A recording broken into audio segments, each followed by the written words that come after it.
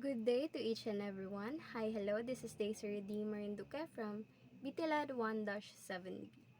This video reflection is for our ethics, instructed by Sir Jabin Diguma, and I will be answering the question, how do human action affects the relationship and the society?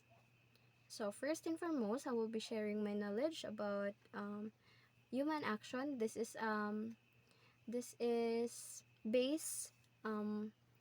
based on Sir Jabin's online recorded discussion. So, human action is an action that is performed by an individual or a person with his or her full knowledge and free will. So, ang kaning action kay gina-perform ni sa usa ka tawo nga conscious siya, aware siya sa ginabuhat niya, unsay consequences ani, unsay outcome ani. So, kibaw ang usa ka tawo. Okay? So, also, I have also distinguished two kinds of human action. So, we call this as moral and amoral. So, let's explore these two and its differences.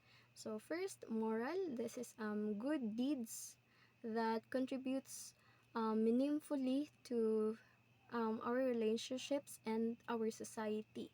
So, the amoral is the opposite of moral. So, amoral is the bad deeds nga mo contribute sa relationships and sa society negatively. So, let's put this in a situation, di na lang ta molayo. So, let's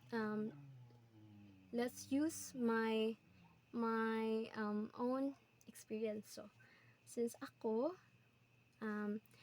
na ako sa CTU, free tuition, so akong human action, akong kuan kay mo study ko og tarong para puhon-puhon makakontribute ko meaningfully sa atong society.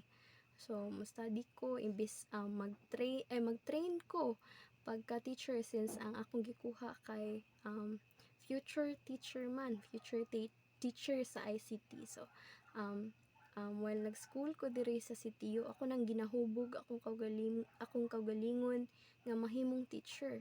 So dili ko mo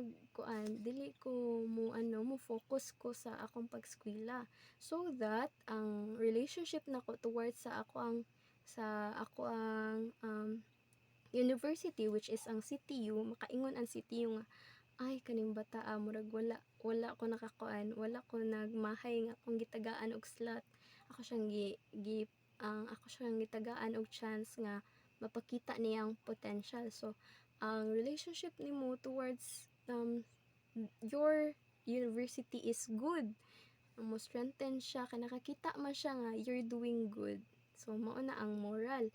And also towards society. So if ako mo study kog hard, di ba, sa society, kanang ang predicted na nga puhon-puhon, equipped nako sa knowledge and skills para mo service ko sa ato ang society and ma-become ko as a future teacher or as a teacher puhon-puhon.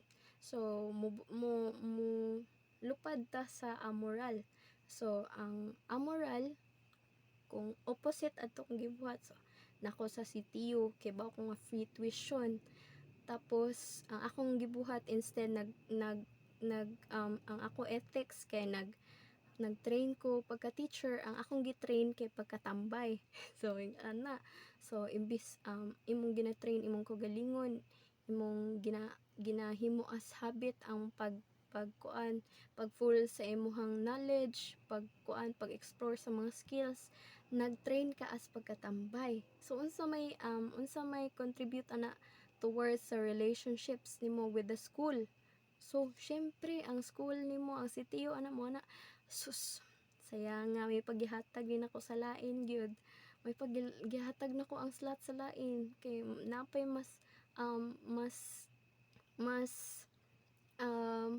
pwede or mas kuan pa ani nga nga bataa. So ang relationship nimo towards sa school murag takilid, di siya mukuan, di siya lig-on. And towards sa society, since nag-training makapagkatambay imbis imong kurso pagka teacher, ang imong ginabuhat taga-adlaw pagkatambay man o puhon-puhon, matambay gyud ka. So unsa may contribute nimo sa society ug magtambay ka? So wala. So bad deeds mao na ang amoral.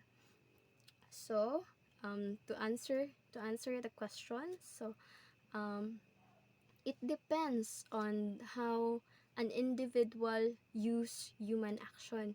If an individual uses moral human action, so of course he will contribute meaningfully or positively towards the relationships and also the society.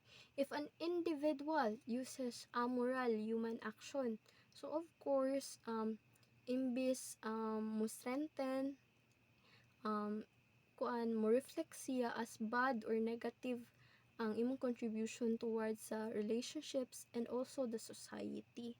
So if ganahan ka nga makakontribute meaningfully towards society and relationships nga nakasurround sa imo, of course ang imong gamiton nga human action kay moral human action. Ayaw sige gamit og amoral human action kay wala kay makuha ana. So maura na sir, it depends on how an individual uses human action.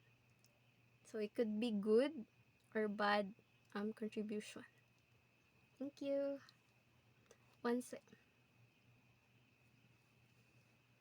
again, this is Desiree D. Marinduque from BTLED 1-7B. Thank you. Thank you, sir.